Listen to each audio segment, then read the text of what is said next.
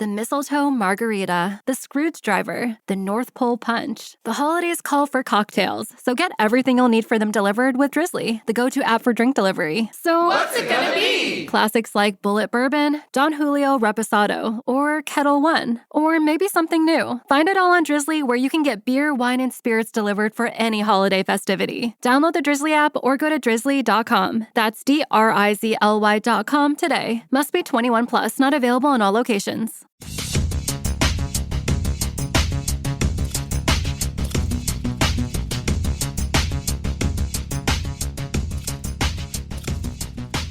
Welcome to this podcast. This is season 3, episode 9. This week we'll be talking about Lower Decks. What was the name of the show? I think it was Crisis Point is what I wrote down. Yes, Crisis Point was the name of the show. Thank you very much. Yeah, it's in my notes here. Alrighty, so my name is Tim Mitra. I am in Toronto, Ontario. I'm joined once again by Jaime Lopez Jr. in Seattle, Washington. How's it going? We don't have those crazy people from San Jose or Mississauga joining us today. Alrighty, so starting with some fact check. I don't know about you, but I was trying to remember the name of the other book, I'm doing other book with air quotes that we had to read in high school because we were talking about Brave New World by Aldous Huxley, and of course the other book that we had to read at that time was called 1984, and that was who wrote 1984? Now I can't remember. Anyway, was that Orson Welles? If I were to guess, no. It's no. You see now you make me fact check it. No, Orson Welles was Citizen Kane is what we were thinking, which is like one of the best movies. George Orwell. I knew it was something with like a well in there. You had the O in there. Yeah. An O and a well. It was close. Yeah. So 1984, of course, was the book that we had to read. It was all about dystopia, and I think Big Brother was sort of watching everything you do, which is kind of where we are now with Facebook, right? And ironically for you and me, in 1984 was when Apple rolled out the Mac, and of course they had the big famous 1984 commercial. So they've kind of stolen 1984 from the lore, but back then 1984 was about dystopia and Big Brother watching everything you do, right? So, and actually while I'm on this subject, I don't know if I talk about it here, or put a link in here, but so last week I was talking about Brave New World, and I'd said I've been watching it, and I'm like 4 or 5 episodes in, and I was wondering whether it was the same plot as the book. So I went to what we used to call it, this thing called Cole's Notes. I think you have them called Cliff Notes in the States, where they give you a synopsis of what's in the book. Well, of course, now we have Wikipedia. You can do the same thing. And I went to Wikipedia and I read through the sort of general plot lines, which I probably shouldn't have done in retrospect, but it does look like the TV show is following the plot line of the actual book. So, which is kind of interesting. So, yeah. So if you've never read Brave New World, have you? I have not, and I don't think I've actually read 1984. I think I'm more familiar with it based on its presence in mainstream media. Yeah. Right. As a concept. There was a movie done. There was a movie. Who's the guy who the alien popped out of in the first Aliens movie? Played the war doctor in Doctor Who. Or you wouldn't know that either, would you? No, I wouldn't. But I do know just because it's such an iconic scene, and I've seen it multiple times. I do know the face of the person you're talking about, but I don't know his name. Yeah, so he played the main character in 1984. The other book we had to read too was Fahrenheit 451. Do you remember that one? So that one I didn't read, but it was a weird thing in like 6th or 7th grade. I don't remember which one it was, where the class could choose one of like 4 different books, and they were roughly evenly distributed. And I don't know how they did this fairly, because like very clearly they used up all the books. It wasn't like everybody chose the one cool book or something. And one part of the class read Fahrenheit 451, and then had to do like a group sort of book report. My group ended up with it was either The Outsiders or maybe Of Mice and Men. I don't remember, because I remember reading both, and I don't remember which one was the book for that time. Right, cool. Do you know what Fahrenheit 451 is? I mostly remember about how there were so-called firefighters that in the irony of their name, wouldn't go and put out fires. It'd be quite the opposite. They would find illegal material. I don't know if all books were illegal or just certain ones, but they would find them and then, burn them. That's what they would do. Yeah, all books were illegal in that thing. And they had full screen, like the wall of your house was a TV kind of deal. Fahrenheit 451 apparently is the temperature at which books burn. I remember that. I think it might have been on the little like tagline on the book that they put, the cover. Maybe. Yeah. So Jonathan has posted something here in the fact check. I don't know why he's got Legion of Super Pets. I guess this is following up on Comet, Streaky, Crypto, Beepo. Beepo, I guess, was Super Monkey. I don't know. Beepo. Or Beepo the Beppo, Super Monkey, maybe? yeah. Comet the Super Horse, Crypto the Super Dog, and Streaky the Super Cat. Yeah. Were they all ejected from Krypton like Superman was? Super Dude? Anyway, yeah, those are the Legion of Super Pets. And what's the other one he's got here? Well, the one that he's got is the post-credit scene, because we were wondering sort of what is the earliest one. And although we were, fairly decent by going with Ferris Bueller as an example, because it's just a pretty iconic one, and that's in the 80s, it apparently turns out that going backwards in time from that, the 1979 Muppet movie did something with a post-credit scene, and going way back before that is Night of the Living Dead in 1968 that had credits showing stills of the people burning the zombies and audio of the action. And so it's I guess it kind of depends. And this Wikipedia entry has there's also differences in contemporary examples too, that some are merely trailers for the next movie, some are let's like the Marvel Cinematic Universe has done, of like, well, let's introduce you to some character or concept that gets you excited for the next movie in the franchise, sort of thing. So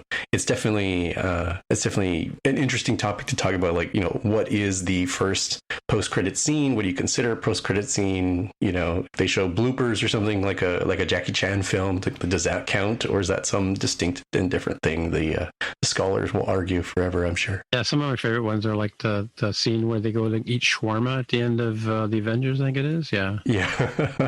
And they're all tired. Yeah, Pixar always had fun. I love the Bugs Life one. I think that's the first one I saw where, 1998 it says here, where they have like the sort of outtakes, like, and I don't know if these are real outtakes or they were outtakes and they turned them into animations or whatever, but yeah, those are funny. Like Kevin Spacey saying, "You talking to me? Do I look funny to you?" Yeah, it's hard to tell if they were ad-libbing in the studio and then just say, "Hey, that'd be funny. Why don't we animate that in your character?" Yeah. I'm sure there must be tons of outtakes on, like I read things wrong all the time and you guys laugh at me, right? Anyway, let's see if we can jump into the headlines. Jonathan's not with us today. He's under the weather, so we're going to try and fake our way through his headlines. I'm sure he's just loving this part. Do you want to do the Nick Fury one there, Jaime? I have no idea. I was reading through it, and there's not much to go on here, but apparently, according to Variety, they're saying that Samuel L. Jackson will reprise his role as Nick Fury in a exclusive Marvel series for Disney Plus. So that'll be interesting. That'll be fun. It'll be fun to see. And of course, the next story is a Markham team. Markham is a small sort of town, part of Toronto, just north of the city. It's actually where we call Silicon North, actually. And Markham Teen has been cast as Ms. Marvel in the Disney Plus series. Her name is she's going to play her name is Aman Vellani, and she's been cast as the title role of Ms. Marple, and playing a superhero named Kamala Khan, the Pakistani-American teen living in New Jersey, Marvel's first Muslim character. That's kind of cool. Yeah, that is pretty cool. And I did have a question, because I did look up I didn't see this exact link, but I'd let Jonathan know on the interwebs. I was like, hey, here's a freebie for you. I see something that's Canadian, and when I looked on the map, I'm like, oh, wow, they're really close in Ontario to where Toronto is. I used to work in Markham, actually. That's how close they are, yeah. I know we've talked about this before, and I probably should just have it on a Post-it note on my wall, but is Markham one of the six, or is it distinctly outside the perimeter of the six? The six it's part of the GTA, zones, I think. Districts? Yeah, it's part of the GTA. I think it was originally its own city. It may have had its own government and stuff. Like I live in East York right now, and East York used to have its own city hall and Scarborough is the biggest borough area around here, and not the biggest in Canada, but it's the biggest around here. And then there's Markham north. So for me, like east of me is Scarborough, north of me is Markham, then Toronto is to the west, and then there's Richmond Hill, which is north of Toronto, and Thornhill, Vaughan, and all of those together became the what they call the GTA, or the mega city, right? Because we have the GTA, which is a Greater Toronto Authority area or something like that, and then but all of this became the mega city. I'm sure Jonathan's going to fact check the heck out of this like next week, but yeah. So these are all like they were all sort of. Oh, North York was the other one I'm thinking of. North York had its own city hall too. That's like Yonge Street. I don't know if you've heard of Yonge Street, but it's not a big long street. I think it's the longest in North America, maybe. But if you drive from downtown Toronto up Yonge Street, you will eventually hit North York. But North York has now been amalgamated. That's the word I'm looking for, into the mega city, right? So. Yeah, so I think Markham was one of the distinct boroughs that got melded into Toronto, or amalgamated into Toronto proper. Anyway, cool. Next story here that this is Jonathan, right? Posted The Boys is getting a spin-off. Yeah, they had a second. Apparently, as Jonathan said last week, it was the top-rated show on Netflix after a great season, second season. I'm just trying to see what the spin-off's going to be about. Well, you do that. It's for Amazon. You said Netflix because it's basically the default when we think of streaming, but just to avoid a fact check, it's on Amazon. Yes, we won't get Jonathan to get mad at us. He's already yelling at his screen. I can hear him now. So what it says here that I see is that it's a spin-off at America's only college exclusively for young adult superheroes, run by the main villain corporation, Vought International. Vought, yeah. Mm-hmm. So okay. Covering the college life sort of thing of it kind of makes sense given it's not too much spoilers for the series. It's basically the premise that superheroes are a big thing, and they're they've got a whole manufactured brand, right? They've got social media, and they've got Pepsi tie-ins or whatever sort of brands are there. Yeah, and it sounds like they're taking on the what's the school that the kids go to in X-Men, which is actually Casa Loma, by the way, Toronto's Casa Loma. It's like Professor Xavier's School for the Gifted, is what I would guess if I had to guess. Yeah, that's a pretty good guess. Well, I'm gonna let you do the next one because you actually posted it. So you posted the next 4, so off you go. Yeah, I think I had mentioned in one of the headlines in the past, so it's technically follow-up in a way, that a Resident Evil animated series based on the video games of fame is coming to Netflix, and this is the official teaser, which shows some really cool moody stuff with characters from the games that I recognize, Claire Redfield and Leon Kennedy. So it doesn't give a whole lot, just sort of gives you the mood. I don't think it gave a specific date. I think it just said 2021. We zoom all the way to the end of this video. Coming 2021. So no specific date yet, unfortunately. No, I didn't know that it was an animated series. And interesting. But I can actually see the headline here. It says Netflix will only stream in 4K to Macs that have a T2 security chip. I haven't seen. I've seen the headline. I haven't seen the reasoning why. But yeah, that is an interesting thing that for whatever reason, I assume it's DRM related. They're only streaming 4K to certain ones, which seems a little weird. I could understand why Netflix might do. And the funny thing that was really weird is I think when I had seen the headline, it was presented as if Apple had done something, and I said, wait a minute, right. No, it sounds like Netflix is specifically saying we're only supporting Macs with a T2 chip. Yeah, what about on the Windows side then? It doesn't make sense. Yeah, exactly. They can receive 4K. Do they not get 4K? I mean, how does that work? It doesn't. Oh, maybe. I mean, I don't know. Oh, is it? Oh, you think it's because of the 4K? You'll be able to rip it off and crisp and perfect, just pulling it down from the web. I haven't read the article, so I don't know the details, but that's what I would assume the reasoning is. Cool. All right. Oh yeah, it's Saved by the Bell. I'm going to spoil this one for you. Well, maybe I'll spoil it for you. I don't know. What, you know what's going to happen in the reboot? No. What do you mean spoil it? I have an interesting anecdote after you're done. So go ahead. Oh, you're going to ruin it for me in terms of okay. No, that's fine. That's I take it you're a Saved by the Bell fan. I was perfectly the right age when the original Saved by the Bell came out. Yeah. Okay.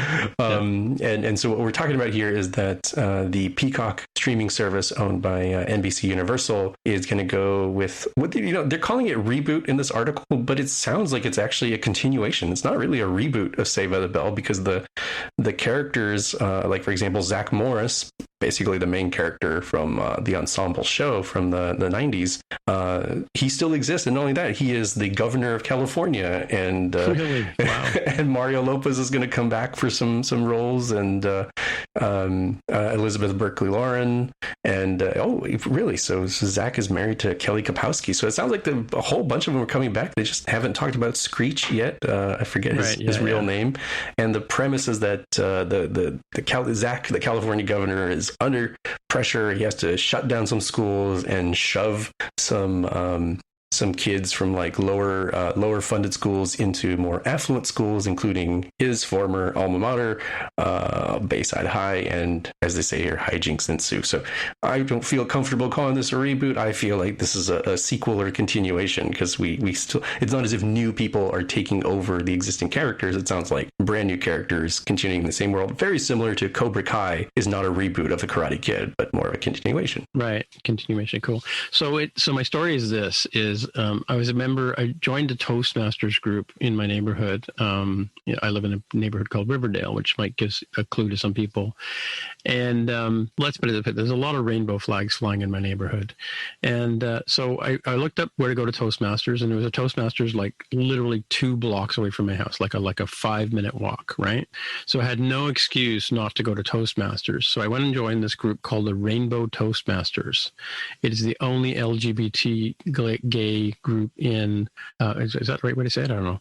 The only LGBT... Q plus is usually what would say. Yeah, Q plus, yeah. The only group in Canada, right? There's another one in the States, apparently.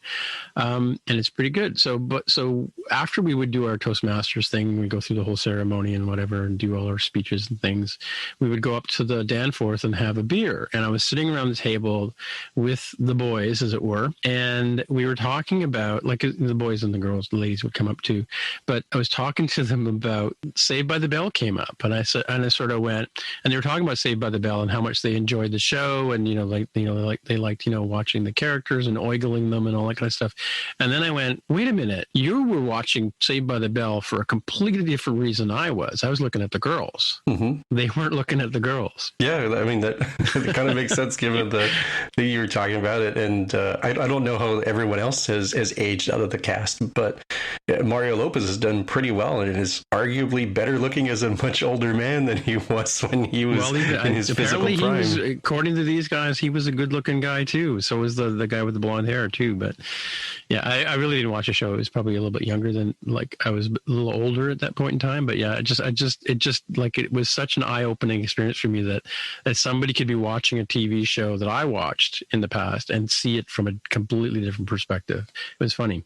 If you want another completely different perspective, and this is saying this as somebody who grew up with the show and enjoyed it, I've enjoyed a series of very short YouTube videos. I want to say they're like 5 to 7 minute recaps of Saved by the Bell episodes, but the series is called Zach Morris is Trash, and it covers like how sociopathic and psychotic the main character is, and how he just completely abuses the heck out of his friends and family, and it's hilarious. If you enjoy the show, I'd say, the Zach Morris is Trash, I'd say who watch those, because they're hilarious. It's like, oh man, yeah, like we have changed as a society that some of these storylines would not have been appropriate. So it's like those cuts that they do where they take a comedy show and they do like a thriller cut of it, like for like a fake trailer kind of thing? No. This is like completely based on exactly what happens. I mean, it's presented in a humorous way, but I mean, like, is actually using clips from the show, or? Yeah. It's very. It's not recut like the Mary Poppins as a horror movie thing, right? Like, very clearly, Mary Poppins is not a horror movie. This one is just literally analyzing what is going on and talking about like real world consequences for as an example, where one episode Zach essentially forces the teenage underage girls, because they're all high schoolers, right, to do like a bikini contest or something for money, and it's like, hey, he's essentially like pimping them is what he's doing there, right? It's like, yeah, that's kind of messed up, isn't it? Yeah, I guess. Cool. All right, what's next? Next one is sort of a continuation of Spotify's dabbling, or maybe more than dabbling, probably really heavy investment in podcasting as a medium. And they apparently have an exclusive DC Comics podcast coming out called Batman Unburied that will explore Bruce Wayne's psychology, which seems like it could be pretty neat. They don't have many other details. It will debut in 2021. It will apparently be executive produced, not necessarily written, but executive produced by David S. Goyer, who is the screenwriter behind Batman Begins from Christopher Nolan. Mm-hmm. So it should be interesting because the Batman and Bruce Wayne psyche is definitely a deep, dark area to go into if you really wanted to. Yeah. He definitely is a twisted guy from that perspective. Like, it sounds pretty, in the Adam West era, it sounds like a fluffy sort of campy, thing. But when you get down into the darkness of his whole obsession with the person who killed his parents and all that kind of stuff, and using his money it's almost like that John Cena we were talking about last week, where he the only way to get peace was through violence, right? Sort of the irony of that. Cool. So what's the next on your hit parade here? Next one is a Disney Plus docu-series called Marvel's 616, which is going to explore sort of different areas of the Marvel universe. Apparently each is directed by a filmmaker of some prominence that you would know, some actors, and it will cover it sounds like fandom and the sort of cultural importance of some of these characters. So it looks kind of interesting. I mean, some of the trailer here shows like people in cosplay as an example, or comic book shops and other things. So kind of exploring as I understand it, the cultural impact of these legends and heroes and brands. Right, cool. And this next one, I guess Conan O'Brien is coming to Netflix, apparently. We're all Team Coco, right? Conan the Barbarian TV series is, but yes, I also read that. Funny enough, asked Conan O'Brien when I first said Conan series coming to Netflix. I was like, oh, maybe it's like a comedy thing. It's not exclusive to TBS anymore. And no, it's new stuff based on the sword and sorcery character created by Robert E. Howard, which will be interesting. Yeah, I've never actually read the source books of Conan the Barbarian, but besides seeing the Arnold Schwarzenegger movies and more modern media, my sort of mental view of Conan the Barbarian is actually based on the comics, and they were like big like newspaper type comics. I don't know if they have anything at all to do with the source novels, but they were actually novels to begin with. I guess similar to like Tarzan kind of stories. And I think I don't know for Mars. I was under the impression that the comic books were not the original source material for Conan the Barbarian. I think there are novels in the like Cthulhu-esque kind of novels, written around the same time sort of thing. Yeah. What was that movie about the dude from Mars? That I think Disney made a movie out of it. It was like a big budget movie, and anyway, I forget what it was called, but Jonathan knows. He's probably screaming at the phone right now. But I read the original book, right? Because I wanted to find out what the story was, and then I went back and watched the movie, and the movie was not bad, but the book was a lot better, obviously. Let me look at my Amazon account, see if I can remember what it's called. No, not Audible, I should say, right? Audible. You don't know what I'm talking about? No, a person from Mars. Yeah, it's about it's an Earthman who goes to Mars. A person who goes to Mars. Okay, sorry. Yeah, they have this big culture thing here. Library. I got tons of books here on Amazon or on Audible to get through. Oh, John Carter. Oh, John Carter of Mars, the movie. Yeah. I do know that was based on books. Well, Edgar Rice Burroughs, who's the same person who wrote the Tarzan stories, right? Oh, okay. I read some of those back in the day too. I was a huge Tarzan fan when I was a kid too. But yeah, there was a Tarzan TV show I think in the 60s. That's where I kind of got into Tarzan. Yeah. Alrighty. So this is almost a who cares story, but Zachary Quinto was interviewed a couple of days ago, I guess, that says the Kelvin cast is ready to come back and do another set of Star Trek movies. And Yeah, so and apparently it broke down because of they wanted to have Chris Hemsworth come back and play George what's Kirk's last name? Kirk, yeah, George Kirk, and they also wanted to have Chris Pine come back and play Kirk, and apparently the salary negotiations broke down between those two and Paramount, but yeah, apparently the whole crew, including Chris Pine, are ready to come back and do more Star Trek for us, but as Quinto points out in the interview, that it seems to be a pretty saturated market right now with the television shows going on, right? Between Lower Decks, Discovery, and the Picard series, right? Yeah, that must be kind of tough because back when, Star Trek 2009 came out and Chris Hemsworth was like just a guy, he didn't even have his own Thor movie out in the theaters yet. And obviously he's been very iconic and he is Chris Hemsworth, everybody knows who he is. If they don't know his name, they know his face as Thor. So I can imagine the salary bump must go up quite a bit for that sort of thing. Yeah, because it was just a bit part in the very beginning of the movie, so. All right, so and some Transformers, yay! Like not a huge Transformers fan, sorry. Yeah, this one might be more for folks who are fans of the 80s versions of the Transformers. This is actually the second part of the 3-part series. They're calling it a trilogy. It's a little weird because I think the first part of the trilogy was six episodes, if I'm not mistaken. War for Cybertron trilogy is what we're talking about here. This is the second of 6 episodes. They don't have anything other than a coming soon for a date. And I don't want to spoil too much if you haven't seen the first part, but it does continue following along with the war between the Autobots and the Decepticons and the war for Cybertron and the ramifications of very big decisions that were made at the end of the prior part of the trilogy. So if you're interested in that, I'd say if you haven't listened to our episode where I talked about this, it is as if you took the 1980s cartoons, animated them with CGI, and I was heavily impressed with how they maintained the very recognizable characters, but also made them grittier with the texture work, as an example, where it looks like like go to a junkyard and see how the cars look beat up and scratched up and they're missing pieces, and that's how these characters look, which is really, really cool. And I will say that it is somewhat more violent than the 80s cartoon. It's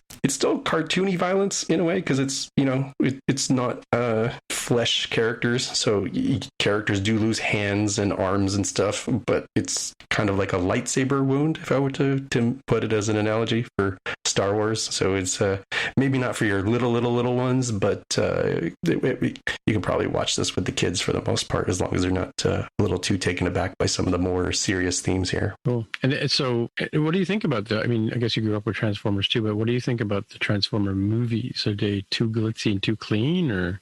It's some of the problems with the Michael Bay movies where the character designs were a little too messy, and it's a little hard to see what's going on. It's kind of hard to tell who's fighting who when you just see chunks of metal flying around. Yeah. And that's not the case here, where there's bright, vibrant colors. It's very clearly, Megatron is this this gray metal box, and Optimus Prime is this big red and blue box. And when they move, you can see that they are, and the transformation sequences are a little bit more like the toys, actually, if anything. And for the more modern Transformers movies, I actually really did like the Bumblebee one, because they redid the character design to look more like like the 80s cartoon design, but yet still made it make sense in a more realistic movie. And it was a little bit more sort of more positive in a tone versus the other ones that are like very grim, dark, and serious. And there is some seriousness to the Bumblebee movie, but it's still a little bit friendlier for kids, I think. All right. Well, this last story here, we were talking about last week. We were talking about Supergirl going into its last season, and Jonathan hypothesized that it could be that getting shows made in Canada is a challenge. And sure enough, the CBC news channel news website has come up with this story saying that yes, U.S. television productions are stalled in Vancouver by a bottleneck in COVID-19 testing. I don't know what it's like for you down in the States, but and we're coming into a second wave here in Canada, it seems, and wait times to get like the kids are back in school. If your kid has a sniffle, you're supposed to go to get COVID tested, and people are waiting hours and hours and hours to get tested. And of course, you got your young kid with you at the same time, and you're standing in line waiting to get these tests done. And so that obviously is affecting the TV shows that are filmed here, the Mysterious Benedict Society, Big Sky, Mighty Ducks, and a billion little things are on hiatus. They call out Batwoman, Charmed, Nancy Drew, Riverdale, The Flash, Supergirl, and Legends of Tomorrow, which are all sort of being affected by this, right? The Good Doctor as well. And Netflix's Maid, which I'm not too familiar with. But yeah, so this is obviously... It is definitely a real thing that the COVID, the ability to get people tested and make sure that they're clean and that kind of stuff, and not carrying an infection is a big challenge. They're saying, because it takes, according to this, 48 hours to turn around a test, which is obviously a little too long for these kind of businesses, I guess, to stay in business.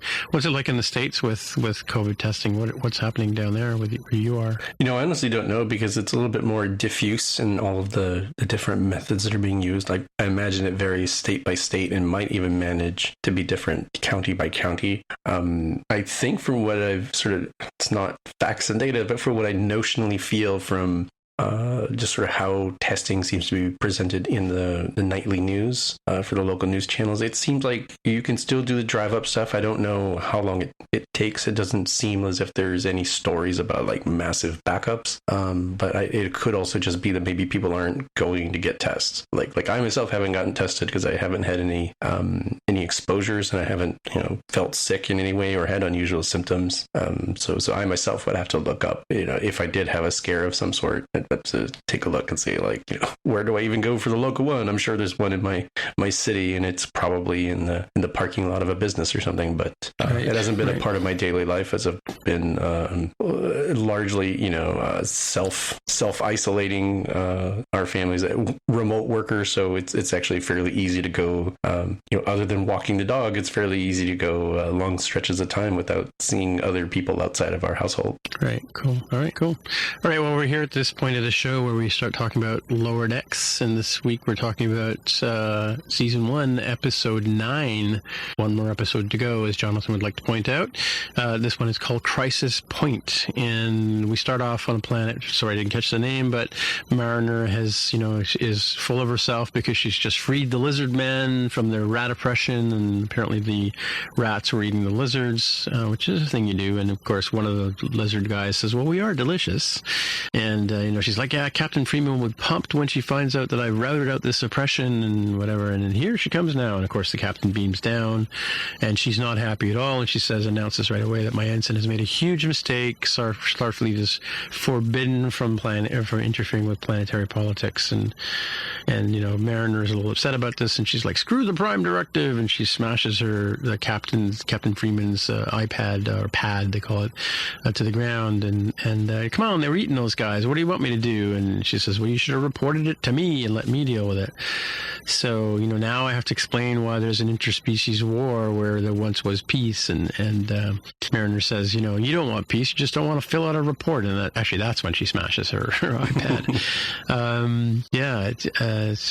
And she's like, "If you weren't my," and of course she's taking her aside so they can talk about this in private. She says, "If you weren't my daughter, you'd be off the Cerritos." And she's like, if I weren't your daughter, you wouldn't be such a bitch all the time," as she says to her, right? And then she says, "That's it. When we get back to the ship," she goes, yeah, I know. You're going to throw me into the brig. No. You're going to go into therapy. And she's like, this is the 80s. We don't have psychological problems, I don't get the reference to the 80s. I guess that's the time frame, I guess, right? She's like, "Dr. Migdalo is the worst. He's always talking about non-stop with food metaphors." Anyway, that's an order. You'll be going, right? So, and then Captain Freeman turns to the rats and the lizards, and she says, "Will you stop eating these people if we give you replicators?" And you go, "I don't know. Can they make nutrient pellets?" And she says, "Yes, of course they can," right? So, Anyway, so she's up in therapy now with this Dr. Migdalo, and he's like going on about it's a veritable fruit salad of issues, and the captain just wants to marinate you into a good officer, and all these food metaphors, and she's I want to show her, and she goes, well, have you ever tried to make paella? As a sort of therapy. Anyway, so we flash over to the other three compadres here, and Tendi and Rutherford are on the holodeck, and they're skeet shooting with Leonardo da Vinci, and Boimler comes in and says, I need the holodeck, I got to practice for my captain's interview. And so what he's done is, and Mariner joins him, and what he's done is he's simulated the crew, and he's taken 7 years of their private crew logs, to which somebody says, aren't those private? And he's basically fed them into his algorithm to basically make them so that the characters will respond like they would in real life. And Rutherford says, let me try it. He goes over and talks to Shax. He goes, hey buddy, how's it going? And don't talk to me, I'm pissed off. And wow, that's just like the conversation I had an hour ago. So he says the simulator crew will respond, and Mariner goes, hey, hang on a second, they'll respond just like in real life? And she runs over and goes to the arch and starts programming hijacks the program and starts typing in like interior, rickety catwalk, nighttime.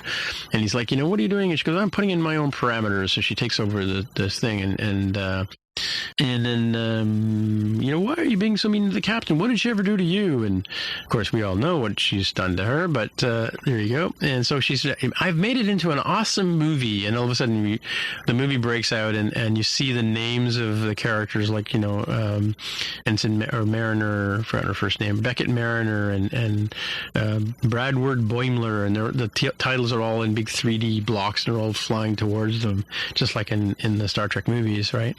And so they got this whole Star Trek title sequence going, and he's like, I don't want to be in a movie. And she says, oh, you were kind of a Zon anyway. You weren't going to make the final cut. Anyway, I don't know what Zon is. I guess we'll have to look that up. Oh, I actually know this one because I did see somebody talking about it. So Zon, Xon, was the character that was supposed to replace Leonard Nimoy's Spock in the Star Trek movies. No, before they made the movie, there was like the Second Quest, or oh my gosh, it's called Star Trek 2. Yeah. Where they took a lot of the material from the never filmed TV series of a sequel to Star Trek, the original series, and just sort of morphed it into the motion picture. And by then, Leonard Nimoy had gotten past whatever negotiating issues had occurred with the studio, and Spock's character came back into the scene. Right. Yeah. He didn't want to be typecast as Spock for his life. It was a part of the story. Anyway, so yeah, he's like, this is not the holodeck's an important work tool, not a fun thing. And Mariner and Tendi and Rutherford all run off to this offside stage and go, let's go get into costume. And so we fly. So all of a sudden, Boimler finds himself in midair, falls down into a big giant lake, and the captain and Shax and Ransom and a couple of other people are dressed in their black ops uniforms, but they're hydro scooting around the lake, and of course doing serious scientific work. And so Boimler comes over on a scooter and says, on a hydro scoot, and says, can I ask the captain some questions? And Ransom says, I don't remember letting you come and do this. And anyway, so she says, vacation over. They called up to the ship, so they're on a starbase somewhere, and the admiral's like, I'm sorry to call you into this, but we got a message about a second contact situation with the San Clemente, and the problem is that Starfleet doesn't have a San Clemente. Boimler speaks up, and the admiral looks over and goes, whose boy is this? Right?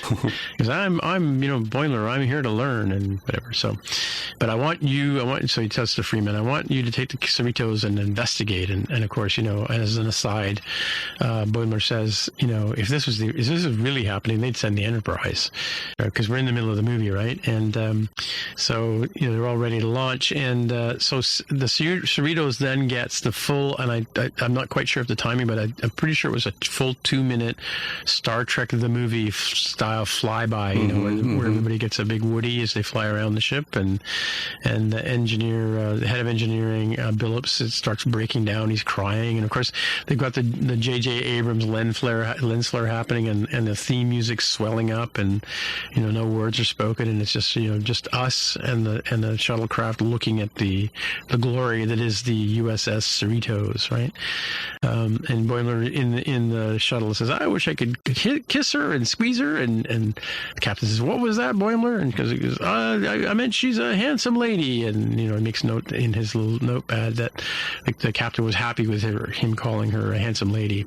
Anyway, so Captain Freeman shows up on the bridge, and of course there's more lens flare, and the glint shining off of the captain's chair, and Ransom offers her to sit down, and she sits down, and she says, "Let's take this puppy off its leash," and she says, "Warp me," and they fly off into wherever it is that we're going, and they arrive, and there's the planet, and Boimler says, "The selenium rings are disrupting the sensors," and so Shax says, "There's nothing. Oh wait, there's an enemy ship decloaking," and so we see Mariner dressed as like a sort of a renegade, piratey kind of thing with black makeup on, saying, "At last we have, you come to fallen into my trap like a rat to the bait, and at last, free man, we meet," and she says, they say, "Who is that?" And Captain Freeman says, "I have no idea who that is," right? "And I am Vendictor, and I'm vengeance personified, and I will bathe in your blood, and this is my one of my henchmen, Tendi, the slave girl from a long line of thieving Orion pirates, and over here is Rutherford, Bionic 5, half man meat and half robot meat, and all pain, 100% pain, and tremble at the sight, kind of thing, and this is Shempo," and Shempo's like this little Weasley guy, stands up and is being really sort of wimpy, and I was supposed to be played by Boimler. Anyway, Vendictor says, who's really Mariner says to the Captain Freeman, you're an errand girl, Freeman, blindly following or licking Starfleet's boot, begging for heel. And Shempo brings her some tea, and of course, but she takes one sip, and of course it's coffee. I don't remember, did she hate coffee? I forget. But so she uses a disruptor and basically disintegrates Shempo, right? We haven't seen disruptors in this series yet, but there you go. Mm-hmm. We've seen phasers on stun and that kind of stuff, but not disruptors. And of course, Captain yells into the comm, "You didn't have to do that," and and she says, "Yeah, you can't." And Freeman or Mariner says, "You can't even appreciate your most creative thinkers," and then Captain says, "This Vendictor is all over the place," and meanwhile she's Mariner's quoting, and Ransom says, "Wait a minute, is she quoting The Tempest?" And then, of course, the tape starts to glitch, and Mariner keeps repeating the same sentence over and over again. And then they realize that they're actually watching a recording. And meanwhile, the little pod has come over to the Cerritos and starts boring through the hull. And out of it lands Rutherford in costume and Tendi and Mariner, and they start running down the hall. And of course, all of a sudden the whole thing stops, and because Mariner's cape gets stuck in the door, and she says, "God, these stupid capes, so much fabric."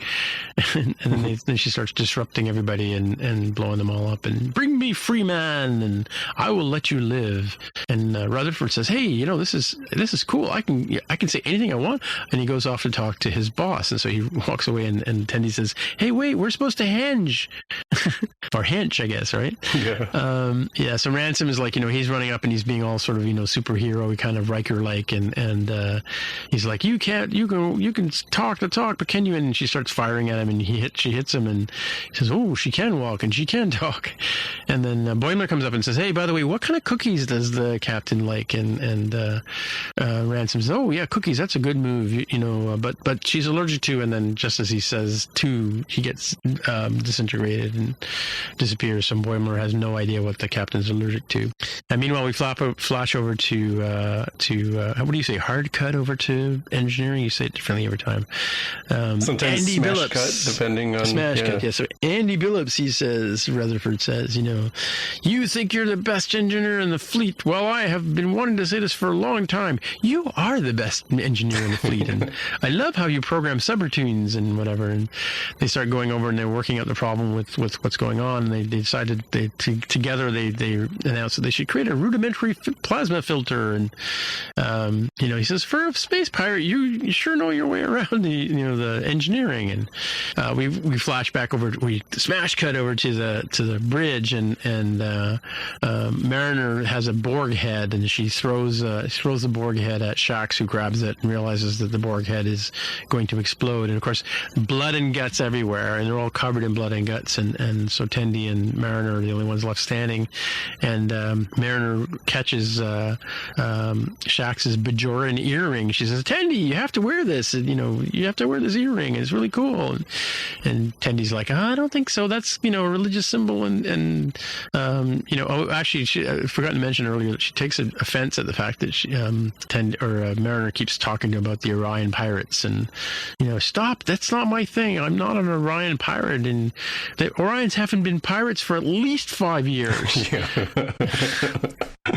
She's like, let's go torture the cat doctor. And she says, her name is Dr. Tana, and she's a decent person, whatever. She says, you're way into this. You're way too into this, right? This, because there's more blood and guts happening, and this isn't healthy. Can we stop the movie? And Mariner says no. And anyway, so Tendi says Arch, and of course the Arch appears, and she walks out, and she says, no, I'm fine. This is good. And she goes, let me take down the captain, then we can go get some tacos. But Tendi walks out the Arch. By the way, I don't know if you noticed, there's even a cigarette burn in the. Do you know what a cigarette burn is? Do you ever watch Fight Club? Yeah. So there's a cigarette burn as they come over to the bridge, right, to indicate that they're changing the reel, which is a movie thing. And so there's nobody left on the bridge, and she's calling for Shax, and she's calling for ransom, and of course there's no answer from them. And then Victor appears at the door of the bridge, and she says, there's no one left for you to hide behind, Captain Freeman. And I love how it, like the sort of Star Trek trope of mispronouncing the name, Yeah, like Human. Human, yes. Yeah. You'll never take my ship, she says. I don't want your ship. I want you to stop treating me like I'm the bad guy all the time. She says, you are the bad guy. No, I'm not. You just don't. You never side with me. I don't even know who you are. Like, of course, in the movie, the captain or the Captain Freeman has no idea who this crazy character is. My God, you're crazy, she says. And then she goes, you think that's crazy? Watch this. And she blows up the enemy ship Warp Core, which then takes out the Cerritos, and the Cerritos goes hurtling towards to the planet. And of course, now we flash to which is the series where they crashed the Generation ship? Well, Star Trek Generations was the TNG movie where they did this. There is Voyager's Timeless that does a similar kind of thing in terms of like showing the ship hitting the planet's surface. Yeah. Is that the Timeless? Is that the one where the bad guys take over the ship and kick everybody off of it? I might have the wrong name. The one I'm thinking of is where Voyager had this. I want to say they were trying to do like slipstream or something, and they're all excited, but it turns out there was a mistake, and almost everybody ends up dead except for Chakotay and Ensign Kim, who in the future want to go back to the past and keep Voyager from crash landing. Oh right, yeah, I love those stories. That's one of my favorite episodes of Star Trek Next Generation is the one where they're doing something and they end up blowing up in a supernova, and then they repeat, but they're stuck in a time loop, and they repeat the same thing over and over again, and then Data starts to realize that they're in this loop. Right. Gets them out of it. Right. So yeah, I don't know how he managed to do that, but anyway, I like that story. I love it when they play with the timelines like that. Right. Anyway, so she blows up her own warp core and crashes the ship into the planet. And of course, we have this big long scene sequence where, and it's funny, as the ship's coming down onto the planet, it's just like the saucer officer section left, and you're thinking it's going to skid to a halt like the Next Generation ship does, or the Star Trek or the Enterprise D, I guess it is at that point. But it ends up on its edge, and it rolls like a coin to a stop, right? Anyway, so the computer comes on. The ship has crashed. The ship has crashed. So the captain calls for an emergency evacuation, and off they go. And she's like, "Give up the loving captain act." And she says, "I'm not acting. This is real love. This is how it is, right?" Anyway, so we flash over to Rutherford and Billups, and Rutherford says, "Oh, it's okay. You know, I beamed everybody off the crew just before we crashed." And he says, "What? How'd you do that? You can't do that." He goes, "No, it's a movie. You can do all kinds of beamy stuff in a movie." Right. And then anyway, so back to smash cut over to Mariner as Vindictor and Captain Freeman. She's like, "You've been a jerk since I was 8," and she says, "I don't even know you," right? And then the simulated Mariner shows up, and she's like, "Da da da!" She's gonna take over and get away from my mom, you bitch, which is like a throwback to Aliens 2 with Ripley, right? Right. Yeah.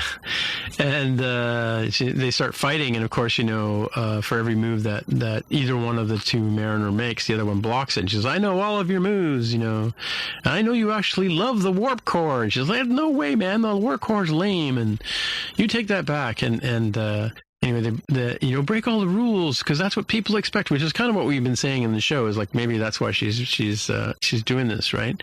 And why don't you do the hard thing and be a good officer? And anyway, so she's like, I don't want to be the villain. You are the villain, kind of thing. And anyway, so back over to Billups and anyway, it ends up the big fight scene or whatever, and they end up destroying each other. And then Mariner says to the good Mariner, simulated Mariner, says to Vindictor that I've been fighting with you all this time just to so you wouldn't notice that I'd set the self-destruct sequence on the ship. And of course then the whole Cerritos blows up, but in the meantime she's given everybody time to escape, right? So she's basically been buying some time, and which is another Star Trek trope, of course, right? Yeah. Anyway, so she's like, as they're arguing, she's like, "The captain's my mom. I'd do anything for her. You can't stop complain. You complain about her nonstop, and she's hard on me. And I'd be done if I was off the Cerritos. I'd be out of Starfleet, right?" Anyway, so she realizes that after the whole series is over and she's back on the holodeck again after the episode's over.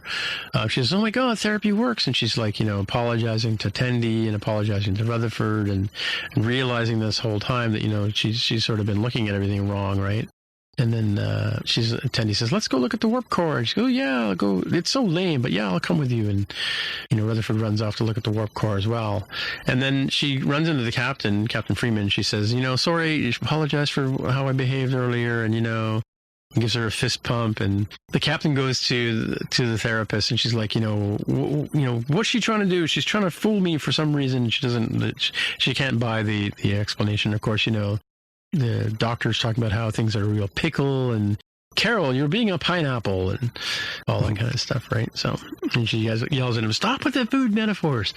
Anyway, so Boimler goes back into the simulator to sort of finish his assignment, and he goes back into the simulated world. And of course, we're at the end of the movie, and they're burying Mariner, and the captain says, she was also my daughter, and if I don't know what I would do if anybody found out she was my daughter. I'd have to kick them out of Starfleet or court-martial them at least. I don't know what I could do if somebody found out. Of course, Boimler's listening to this whole thing, and he's like, he doesn't know that Mariner is the captain's daughter, but all of a sudden he does now, right?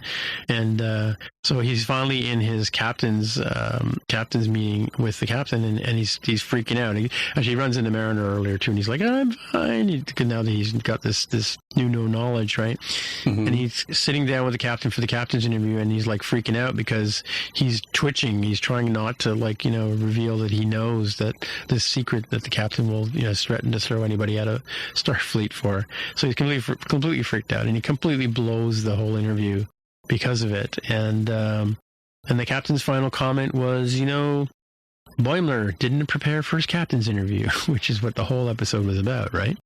ironically. Anyway, and then we at the end of the whole series, we see an escape pod land on a planet, and similar to the Genesis planet, like how Spock, landed there, and then Victor rises out of the pod to exact her vengeance, but of course Da Vinci's there with his skeet gun and shoots her. Not on Da Vinci's watch, he says. Right. That's how the episode ends. And they have the signatures like TMP, I think, right? Oh yeah. All the signatures of the character. Oh, each one like written in script. Yes. Yeah, exactly. yeah. That one was an interesting one, and I'll point out on Shempo, the name sounded familiar, and people online had said that they think that since it was a stand-in for Boimler, they think that was a sly reference to Shemp from the Three Stooges, who apparently died. The fourth Stooge, yeah. So he died before the studio had finished all of the Three Stooges movies that it had promised to theaters, and so they apparently got some other person to be a stand-in for Shemp, try to fill in the movies and meet the contract. They had a guy named Curly. They had Curly at the... Was that Curly? No, that was a different character. What I'm talking about is they had other actors filling in, and they would like shoot them from behind and from a different angle and everything, so you couldn't tell that it was like a stand-in. Like a stunt double is what we would call it nowadays, right? And I think that's why the character's name was Shempo, that it was a stand-in for Boimler's character. Well, that's interesting because, Tatiana Maslany, who plays she plays all those clones in Orphan Black, right? There's a girl who looks physically the same as her, and she's her body double. So, all those scenes where she would shoot with the body double in place, and then they would reverse and reshoot the scene again. And that's how they were able to get the clone to look and act as if it was, and, so when she's looking at the other character, she's actually looking at another person, right? So that's how they were able to do that sort of seamless back and forth, right? So yeah, cool. Yeah, I was going to say, like in Bewitched, they did the same thing where Bewitched had a cousin who would show up, and it was played by Elizabeth Montgomery as well, and they weren't quite as good because you'd sort of have, and they'd do like a split screen television effect, right? So, or might have been on film, I guess, back then. Yeah, cool. Yeah, what you were saying? I was going to say, what did you end up thinking about this episode? I mean, I watched it real quick because I couldn't find it for some reason on my Crave system. I couldn't get it to work on my iPad, which is where I normally watch it. But yeah, so I really liked the idea. Like, I really did enjoy the 2-minute flyby thing, and the way this one sent up the whole movies, the ridiculousness of the movies, right? Like if for perspective, I mean, I watched Star Trek the show when I was, when a kid, 6 or 7 years old, and then it was gone for years. It was canceled after 2.5 seasons, and then it went into reruns, and it was on all the time, right? Like it was on every Saturday. You could watch the original series, and then it was on after school for years and years and years. So, we had time to watch these shows over and over again. And I think it was 1989 was when the show first came out, because I remember going to a really small theater and seeing it, the Star Trek movie. I think it was one of the first movies that Carol and I went to, and it was just sort of like, they wanted to be serious like the original series. Like, if you've seen the Star Trek movies, if you haven't, like most people tell you to skip the first one because it's really campy, right? But it's very similar to, a couple of episodes that they did. But in that one, it's like Captain Kirk, gets to go and see, Scotty puts him in a shuttlecraft, and they go do a flyby of the new, CGI motion capture, not motion capture. What was it they used to do? Yeah, I guess it was motion capture. No, it was. No, motion capture is a different technology. No, there was a technology that came from Star Wars where they, the camera would move around a big giant model. What was that called? Motion something or other. But anyway, that sort of, Star Wars kind of, flying around the whole ship and making it look like it's really flying in space. They did that whole, sequence where they went around the whole ship in the dock, right? At the spaceport, I guess, right? And you had that, the lighting and this whole, and it was just like, total fan service, kind of, oh, here's the Enterprise as you may not remember, like making it look even more glitzier than the original ship was, right, in the original series, because you only ever saw the ship in certain perspectives in the original show, right? But now of course that's all lost in time, because they've gone back and done a whole 3D CG redo of all those sequences with the planets and stuff like that. Because, I mean, even for the 60s, it was pretty amazing stuff the way they did the ships, right? Or those space sequences, right? So yeah, and the very gratuitous but like really cool flyby of the Enterprise, the refit Enterprise in TMP, the motion picture, is really cool for me personally because of a couple things. So I am a Next Generation TNG fan. So if you ask me which ship design is the most nostalgic for you, for me it is the Enterprise D, right? Because I grew up with the Galaxy class. But for me, from a which ship design just looks the best, it's just like a very cool design, iconic. I like the refit Enterprise and its identical twin, the Enterprise A. Is it the Enterprise A or the Enterprise B, that one in the Star Trek movie? A. So the Enterprise and the refit Enterprise, and then when it gets destroyed, the Enterprise A, the renamed Yorktown. The Enterprise B that you're thinking of is the one from Star Trek Generations that was based on the Excelsior class. Right, and the one that gets blown up by Khan is the A, right? No, that's no, not blown up by Khan. That it's in Star Trek 3 where Kirk self-destructs the Enterprise against Kruge, the Klingon, where they beam over to take over the ship, and it's like, hey, it's like counting down, and he's like, get out of there, and the ship blows up, and Kirk's like, oh my god, what have I done? Blowing up his ship. But that ship design to me is it just looks so good. I mean, it's very clearly an enhancement to the original very good design from the 1960s Star Trek Enterprise, but just it looks like a real ship. It's just beautiful, right? It's just very crisp and clean. And if you had it here in the modern era, it would look pretty good now, right? They very heavily took from those ideas for Star Trek 2009 when they did their modern rendition, and you can even see how some of it would still largely fit in with Discovery's version of the design for the Enterprise. But if you asked me, out of all the ships that I've liked and enjoyed and designs, I think the refit Enterprise and the Enterprise A from the movies is by far the best design of any Star Trek ship, and especially the Enterprises. That was the one with a little bit of black in it, little black hints and highlights on it. Yeah, and the warp engines, the warp nacelles, I should say, have kind of like a grill sort of look to them, like black line grill on them. So it's really, really cool design. Yeah, I had a Star Trek, or I had an Enterprise model when I was a kid. My first model I had was the Klingon Bird of Prey, because I think my sister bought me that one, or I bought it, and it's the only one I could find at the time. But I do remember having an Enterprise at some point. Don't know where it is, but there we go. Cool. All right. Anything else about? I mean, like the whole title sequence, and of course they played on the whole title. I think the titles kind of bang Boimler in the head at one point, and those 3D blocks of text, and it's cool that they had all the characters named with their names, like Deanna, Tendi, and we discovered Samanthan. What was his name? Samanthan Rutherford, I think, is Rutherford. Yeah, his name was in there, and Captain Carol Freeman, and Freeman.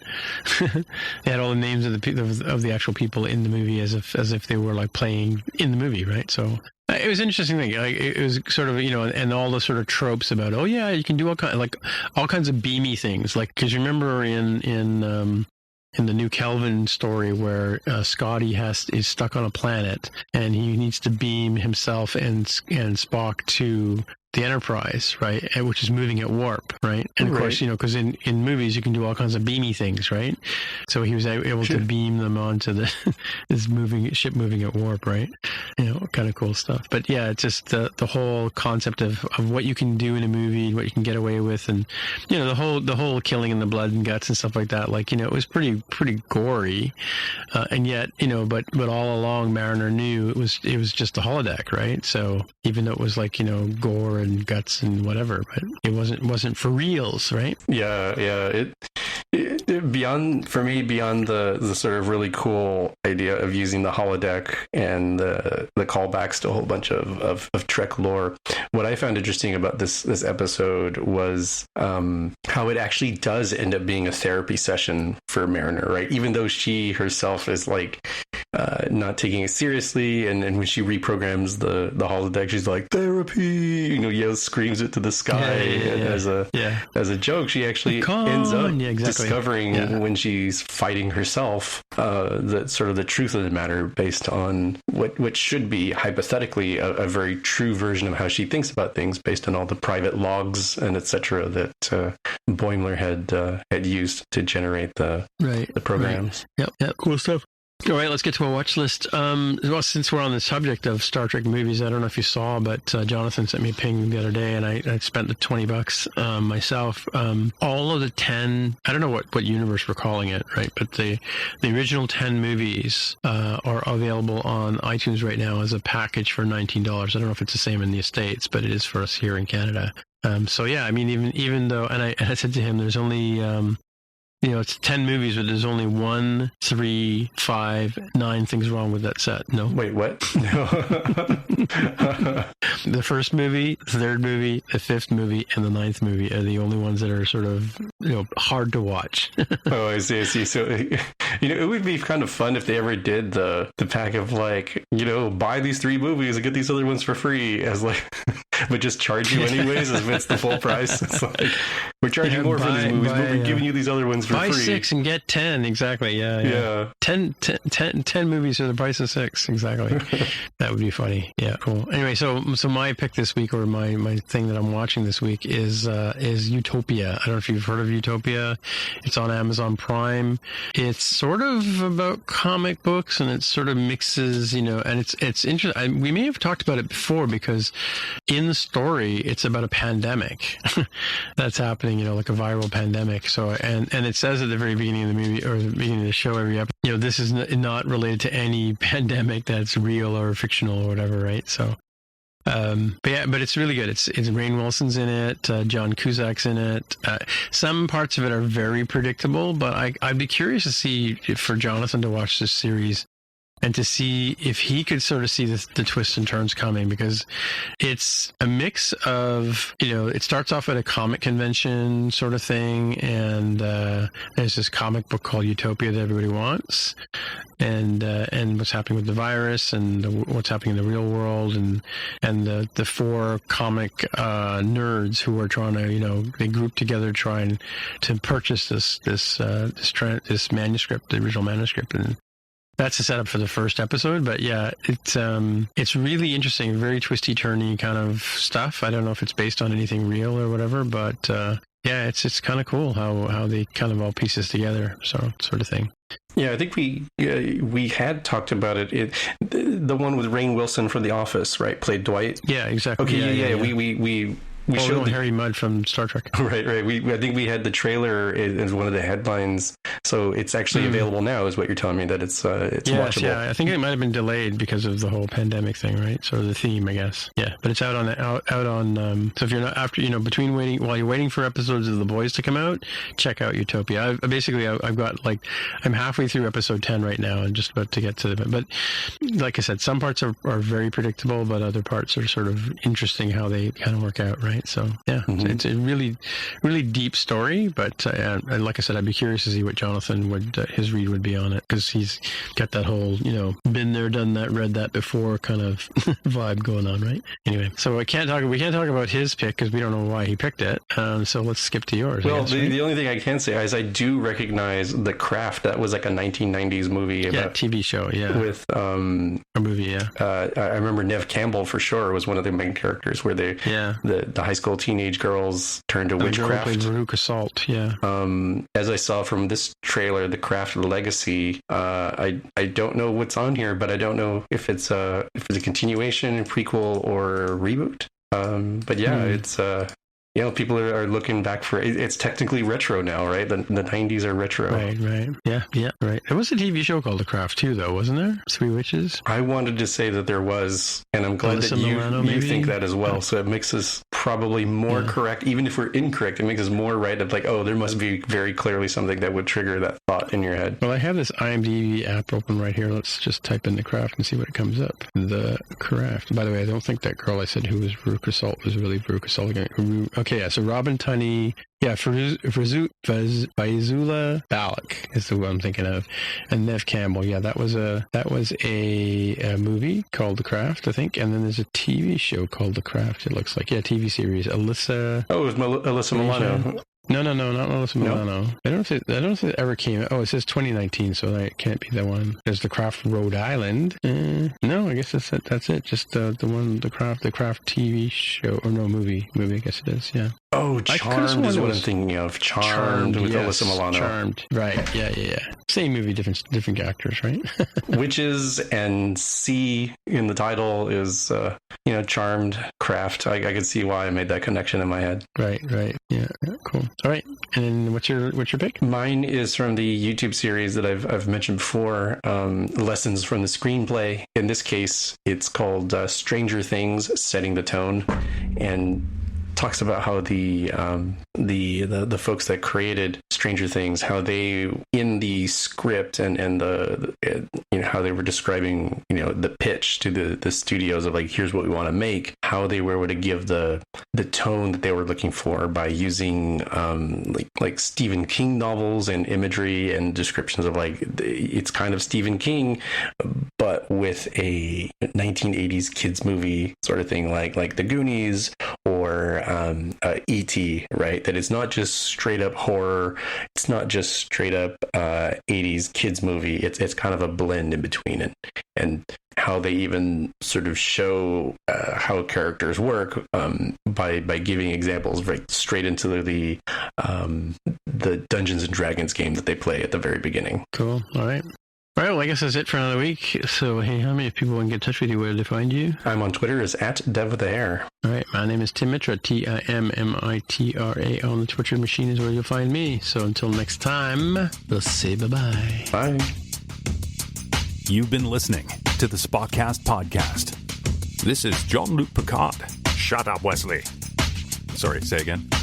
Just the tag. Gotcha. If you want to find out more about the podcast or see the episode show notes, visit the Spockcast website at spockcast.com.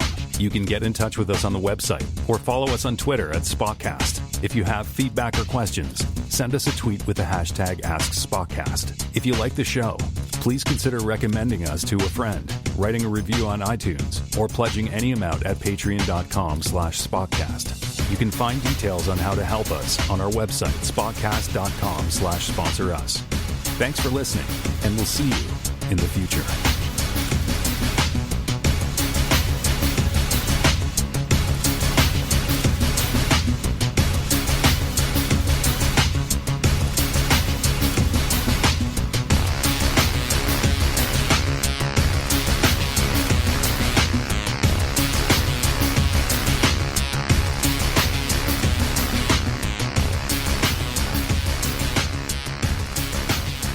Facebook for a second.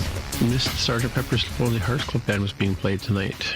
Classic albums live. People, the same people that I see all the time. They do they reproduce albums live, and so yeah, they were doing. I've seen them do this album before. They do a really good job of it. Like normally when you see them live, they play an album like literally, and it's like they reproduce every sound. Like if there's a mistake on the track, they play the mistake, right? And if like things like Dark Side of the Moon, there's like the song Money. I don't know if you're probably familiar with it. There's like a sort of a tape loop at the beginning. They reproduce the tape loop with like props, like they shake a bag of stuff, right? That kind of stuff, right? And yeah, but normally when you see them, they play live and then they go. Albums used to be 40 minutes roughly, right? And they would leave and then they come back and then they would do like a greatest hits section, right? Mm-hmm. So they would so I saw them play this at one of our better venues, and then they came back and they did like a Beatles superset, and then they came back and they did I Want to Hold Your Hand and She Loves You, which are two songs I'd never seen anybody play live, right?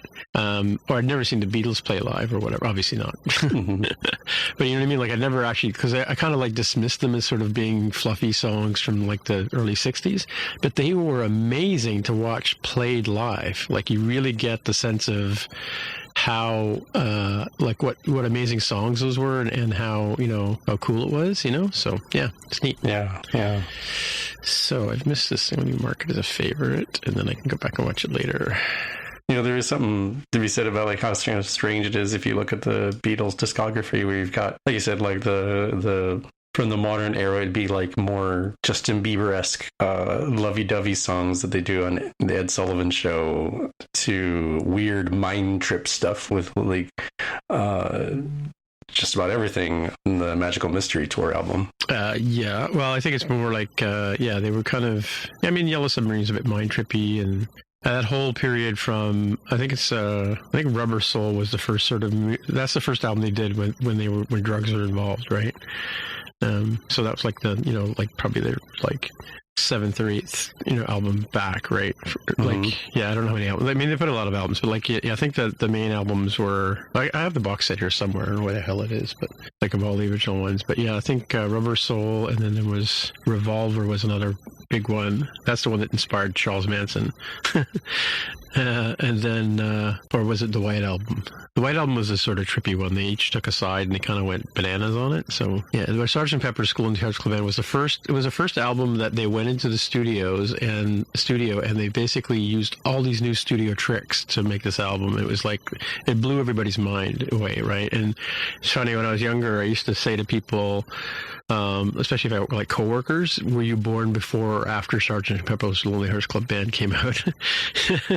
You know, it was sort of the divide. Yeah, sort of. But like, I mean, now it's like, you know, people born in the 90s. Now it's people born in the 2000s. Right? Like my grandson was born in 2001, I want to say, and he's 17. So yeah. Okay, so then the good question for that would be pre 9/11 or post 9/11. Yeah. Or well, it's funny. Like Carol remembers John F. Kennedy being shot when she was in school, right? Like that was the big event for her. I remember his brother being shot when he first came to Canada. It was shortly thereafter that Robert Kennedy was killed. And then I remember the seeing the footage of the train and the funeral cortege and all that kind of stuff. And of course I remember the Apollo missions, you know, because I think I was 7 or 8 when they started, and you know, so I was totally blown away by that, right? That was my jam when I was a kid. But but it's funny, like how music, like from a point of view, like because the Beatles did Sgt. Pepper's, and the Beach Boys did Pet Sounds. I don't know if you've heard of Pet Sounds as an album. It's another sort of watershed album. I bet you I'm probably familiar with the songs if I were to listen to some of them, but the Pet album, it doesn't strike me as like, oh, I know which songs are on there. But I bet you have probably heard the songs like a million times just because of how popular the Beach Boys are. Yeah, of course you have, yeah. And to be honest with you, I didn't follow the Beach Boys when I was younger, so I really couldn't tell you what's on what album. And but it's funny, I was watching a special about Elton John. I just finished reading Elton John's book, or having, you know, Taron Egerton read his book to me. Because I was an Elton John fan when I was a kid growing up, and I never knew any of the stuff about him, and you know, like, you know, his, you know, coming out, and you know, the drug problems he had, and you know how stoned he was when he was playing at certain shows, and they're famous, you know, like there are clips of him on stage, you know, in these, you know, outrageous costumes, and it was like at the height of his drug use, right? So, and then, you know, the sort of afterward, I don't know if you've seen the movie. Have you seen the movie Rocket Man at all? Or yeah, I have, with Taron Egerton. That's the guy. Yeah, from the Kingsman. Right? Kingsman, yes, exactly. Yeah. So he reads the book. So Elton John does the foreword and the prologue, and Taron Egerton that reads the book as if he's, you know, Elton John. I guess they have very similar accents, right? And it's interesting because, like, of course, you know, having read the book, or having, you know, gone through the book, I don't know how you say that now, right? Like having listened to the audiobook, or experienced the book, I guess, you get the sense of how Hollywood or whoever made the movie kind of played with the events a bit to sort of make it, a bit more like, how, the beginning of the movie, spoilers for those of you who haven't seen it, but it's been like, 2 years almost. The part where he starts off going into therapy at the very beginning, right? And then he starts talking about his whole life, right? Well, the reality was he was in a relationship with somebody who went into therapy, and when he came out, he asked Elton to come to therapy a session with him, and they were asked to say, what do you like or don't like about your partner, and the other person Elton John listed a whole bunch of things off, and then the partner said, you're a cocaine addict, you're an alcoholic, and whatever. And as soon as he said that, Elton John went, yeah, I need help, and went into therapy, right? So it's not like how Hollywood made it out to be, sort of thing, like the story, like a lot of the things are in the movie are still true, but or based in truth, right? But it just sort of, they sort of made it, glitzy and glamour and whatever, right? Yeah, I always look at it as being more like this is the legend, right?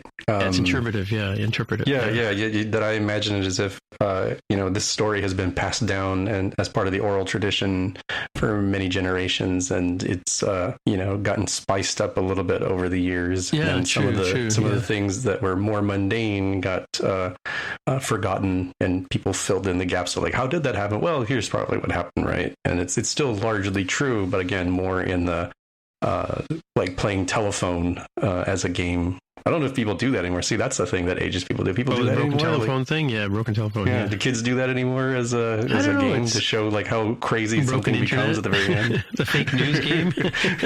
Let's play Zoom freeze. The person stops talking halfway through. Yeah, exactly. Well, it's funny, because it's interesting, like you say that, because you could have asked me, what do I know about Elton John, and I would have gone through a whole bunch of different things telling you about him. And because all the milestones that he talks about in the book, a lot of them I knew, right? But, because, I had his albums when I was a kid, and I actually went and saw him play just, a couple of years ago, like, I bought a single ticket and went and sat like in the really, really cheap seats, almost behind the stage. Like you were almost like he was around. I was actually behind at the backstage in a corner. And there are parts of the show where you could see him and Davy Jones and his guitarist come out and play. But a friend of mine was sitting in the good seats, and she posted a video up on Facebook later, and it was like all LEDs and like giant screens and whatever. But I mean, just to be there in the room, in the space with him, somebody who I listened to a lot when I was younger, play the songs that I know, right? Because I'd sort of fallen out of favor with him during the 90s and, whatever. Like, I was a fan of his in the early days, but, and because it was like on the radio when I was a kid, right? Or a teenager, right? Mm-hmm. And if you had asked me about his life, I could have told you, I know he's married to a Canadian now. I kind of knew he had kids, but I didn't know the story behind it. I also didn't know how he met the guy. And he goes through the whole sort of story in telling. And then it's funny, I've seen a couple of interviews with him afterwards, and he does it. It's the same story. He says over and over again. So it's interesting to sort of see, like, I mean, what I'm getting at is if I had told you the story, it would have been different again than the book, and it would have been different again than the movie, right? The movie kind of gives you a timeline, and you kind of go, yeah, I remember that. Oh, yeah, I remember that. Whatever, like the sort of phases of his life. But the how it happened in the story in the actual book is really interesting because it's sort of less of a fantasy story than they make it out in the movie. Like they kind of play that he and Bernie Taupin kind of had this magical connection, and they were in the room with the guy, and they started playing your song right on the piano, and that's not how it happened at all. But it's really, really interesting to sort of see that sort of story. But it's cool that his whole sort of career has actually been documented, because there's all kinds of video of him playing right from the very beginning to now, right? So interesting stuff. And he's like 70 something. So I mean, knock on wood, he'll be around for a bit. But you never know, right? You never know. Ew. Gotta get rid of this old Backstreet Boys t-shirt. Tell me why. Because it stinks, boys. Tell me why. I've washed it so many times, but the odor won't come out. Tell me why. No, you tell me why I can't get rid of this odor. Have you tried Downy Rinse and Refresh? It doesn't just cover up odors. It helps remove them. Wow, it worked, guys. Yeah. Downy Rinse and Refresh removes more odor in one wash than the leading value detergent in 3 washes. Find it wherever you buy laundry products.